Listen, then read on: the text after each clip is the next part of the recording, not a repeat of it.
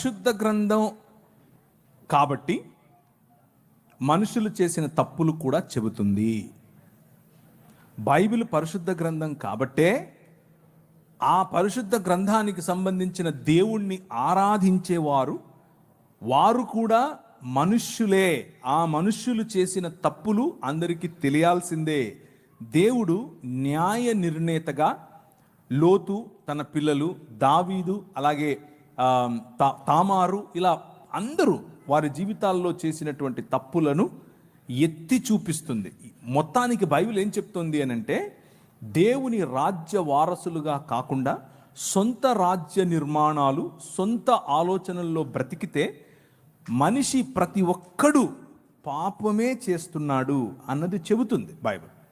దానికి మినహాయింపు కేవలము యేసుక్రీస్తు మాత్రమే. మళ్ళీ కొత్తగా ఒకరు వచ్చి చెప్పక్కర్లేదు మనకు, మీ దావీదు ఇలా చేశాడు, ఆడు ఇలా చేశాడు. మాకు తెలిసేది, వి నో దాట్. అది మా దేవుడే రాయించాడు కాబట్టే పరిశుద్ధమైన దేవుడు, రాయించాడు కాబట్టే పరిశుద్ధమైన పుస్తకం. కప్పిపెట్టుంటే ఆయన పరిశుద్ధమైన దేవుడు ఎలా అవుతాడు? కప్పిపెట్టుంటే అది పరిశుద్ధమైన పుస్తకం ఎలా అవుతుంది? అది కేవలము ఒక అజెండాతో వచ్చిన పుస్తకం అవుతుంది. కానీ అవతలి వారు అలా కాదు. అవతలి వారి పరిస్థితి అది కాదు.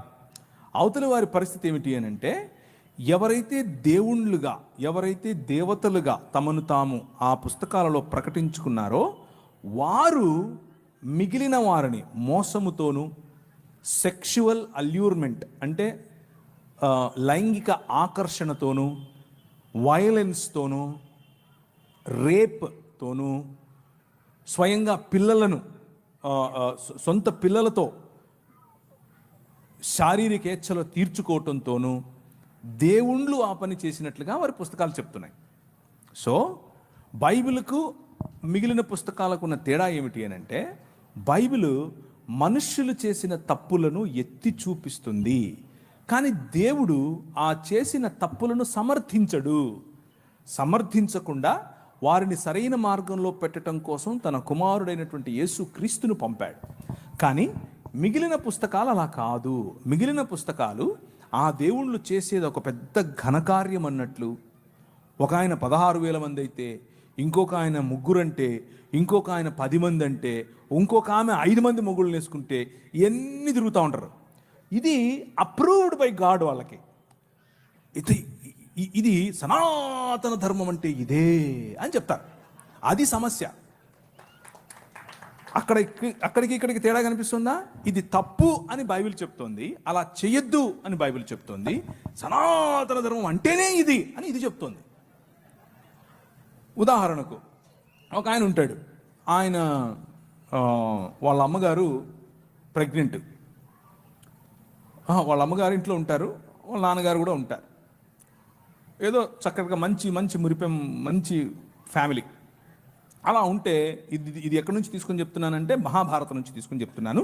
యుధిష్ఠిరుడు అంటే ధర్మరాజు చెప్పినటువంటి స్టోరీ. ధర్మరాజుకు మరియు గంగాపుత్రుడైనటువంటి భీష్మాచారికి మధ్య జరుగుతున్నటువంటి కాన్వర్జేషన్. అందులో నారద ముని గారు కూడా ఉన్నారు. వాళ్ళ మధ్యలో జరుగుతున్నటువంటి కాన్వర్జేషన్. ఏంటి కాన్వర్జేషన్ అంటే, ఒకసారి ఒక ముని వాళ్ళ ఇంట్లోకి వస్తాడు, చకా వస్తాడు. వచ్చి వాళ్ళ అమ్మ అక్కడ ఉంటుంది, పోయి చేయి పట్టుకుని పదాపదవరా అంటాడు. ఈ నుండి ఏంటి అయిపోతుంది నానా, ఆయన ఆపు అంటే, ఆపకూడదు నాయన అన్నాడు. ఏంటి నాన్న, మా అమ్మని తీసుకెళ్ళిపోతున్నాడు ఆయన అని అంటే, ఇథ ధర్మ సనాతన అన్నాడు. ఏంటి ఇదే సనాతన ధర్మం అంటే అని చెప్పాడు. ఏమని? బ్రాహ్మణుడు వచ్చి నీ భార్యను చేయి పట్టుకొని తీసుకెళ్తే నువ్వు ఆపొద్దు, ఆయన వెళ్ళిపోవాలంతే, అదే సనాతన ధర్మం అని చెప్పాడు ఆయన. ఇది నేను చెప్పట్లేదు, ప్రవీణ్ చెప్పట్లేదు, భీష్మాచార్యుడు, యుధిష్ఠిరుడు మరియు నారదుడు 3 చెప్తున్నారు. వినకపోతే ఎట్లా మరి? మీకు అర్థమవుతుందా? వినకపోతే ఎట్లా? ఇంకొక కథ చెప్తాను. అంటే మీరు అడిగిన దానికి చెప్పాలి, చెప్పకపోతే కష్టమైపోద్ది. కొంచెం ఎక్కువ టైం తీసుకున్నానా? ఇంకొక ఆమె పాపం గర్భవతి, లోపల పిల్లవాడు ఉన్నాడు. పిల్లవాడు ఉంటే ఒక ముని వచ్చాడు. కమాన్ రా అన్నాడు. ఏంటయ్యా నేను గర్భవతినయ్యా అన్నాడు. అంటే ఈయన ఇదా ధర్మ సనాతన అన్నాడు. సరే కానీ అంటే ఆమెతో, ఆ గర్భవతితో ఆయన లైంగిక క్రియ చేస్తూ ఉన్నప్పుడు లోపల నుంచి బిడ్డ అరిచాడంట. ఒరే ఈడ టైం లేదు, ప్లేస్ లేదు, పో పో అంటున్నాడు. ఈడ ప్లేస్ లేదు, నువ్వు రావడానికి వీల్లేదు, వెళ్ళిపో అని అడుగుతున్నాడు లోపల నుంచి. ఏమి రాశారా పుస్తకాలు మీరు?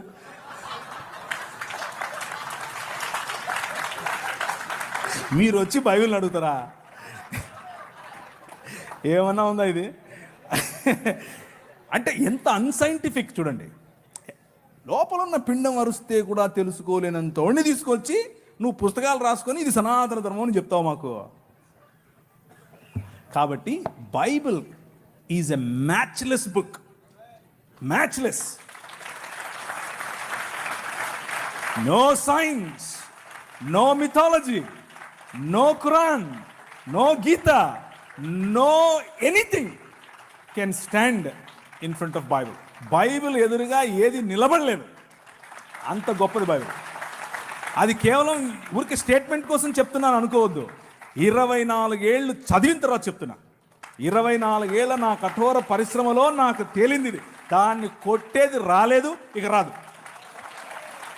అది బైబిల్.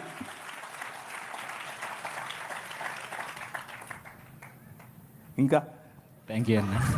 ఇంకేం లేదన్నా, నిజంగా మీ ఆన్సర్ చూసిన తర్వాత ఇంకేం అడగాలని లేదు నాకు. Thank you very much. You have been a great audience. మళ్ళీ త్వరగానే కలుద్దాం. కాకపోతే లాస్ట్లో ఇంకో చిన్న మాట చెప్పి నేను ముగిస్తాను. దయచేసి ఇప్పుడు నేను చెప్పిన మాటలు, ఇప్పుడు నేను ఇచ్చిన స్టేట్మెంట్స్ ఇవేవి కూడా అవతలి వారిని నొప్పించడం కోసం కాదు, అవతలి వారిని పోగొట్టుకోవటం కోసం కాదు, అవతలి వారి కంటే నేను గొప్ప అని చెప్పుకోవటం కోసం కాదు. బైబిల్ మీద బురద చల్లితే అలా చల్లకండి, అది కరెక్ట్ కాదు. ఒకవేళ బురద చల్లాలనుకుంటే ఇదిగో మీ భావజాలంలో చాలా బురద చల్లే అవకాశం ఉంది అని చెప్పటం కోసం మాత్రమే. అలాగే విన్న మీరు ఈ కంటెంట్ తీసుకుని దొరికినోడు ప్రతి ఒక్కడిని ఇలా నీకు తెలుసా అని మొదలు పెట్టకండి. ఇలాగ ఉందటగా, అందుకు కాదు నేను చెప్పింది. డిస్క్లైమర్ ఇది. అలా చేయబాకండి, అది కరెక్ట్ కాదు.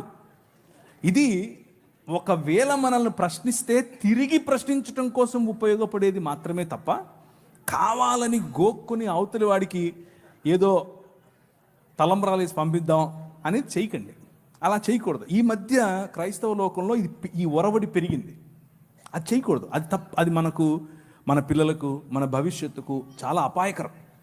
మన సమాజం ప్రేమ సమాజం, మన సమాజం క్షమా సమాజం, మన సమాజం తగ్గించుకునే సమాజం. మనం అలాగే ఉందాం, మన పిల్లలకు అదే నేర్పుదాం. అలా కాకుండా అతివాదంలోకి వెళ్ళామనుకోండి, అతివాదం మన పిల్లల భవిష్యత్తును నాశనం చేస్తుంది. మన దేశం, మన ప్రజలు, మన బంధువులు, మన తోటివారు, మన సొంత వారు, వారు హిందువులైనా, ముస్లింలైనా, క్రైస్తవులైనా, ఏ దేవుణ్ణి నమ్మని వాళ్ళైనా అందరూ మన వాళ్ళే. అందరినీ కలుపుకొని పోవాలి, అందరితో మంచిగా ఉండాలి. కాదు కూడదు అని కొద్దిగా వాళ్ళు అతిగా మాట్లాడితే వాళ్ళు మంచి భోజనం చాలా నవ్వుతూనే పెట్టాలి, చక్కగా వడ్డించి పంపించాలి. Okay, thank you.